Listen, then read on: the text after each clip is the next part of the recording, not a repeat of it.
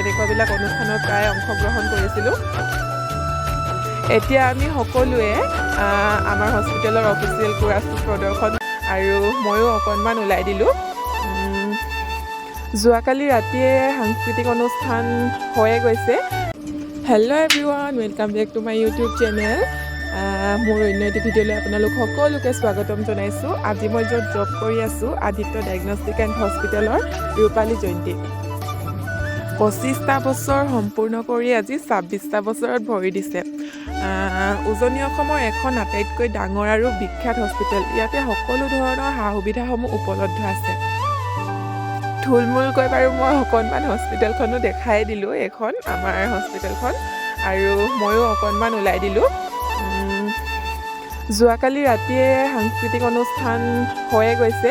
আজি ৰাতিপুৱা মাত্ৰ সকলো ইয়াতে পঢ়ি থকা ছাত্ৰ ছাত্ৰীসকল, কৰ্মচাৰীসকল আৰু আমাৰ ছাৰ বাইদেউসকল সকলোৱে একেলগতে অকণমান খোজকাঢ়ি আহি আছে।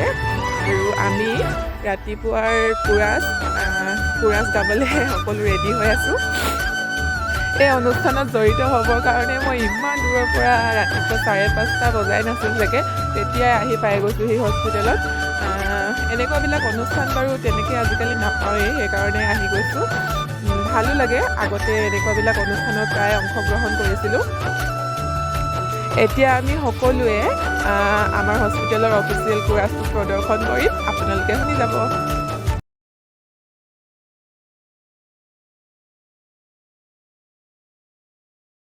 এই কাৰ্যসূচীৰ আৰম্ভণিতেই মই আমাৰ আদিত্য হস্পিটেলৰ যিটো অফিচিয়েল কোৰাছ, তাৰ দ্বাৰা এই অনুষ্ঠানৰ আমি শুভাৰম্ভ কৰিম। মই এতিয়া আমাৰ শিল্পীসকলক কোৰাছ পৰিৱেশন কৰিবলৈ অনুৰোধ জনাইছোঁ।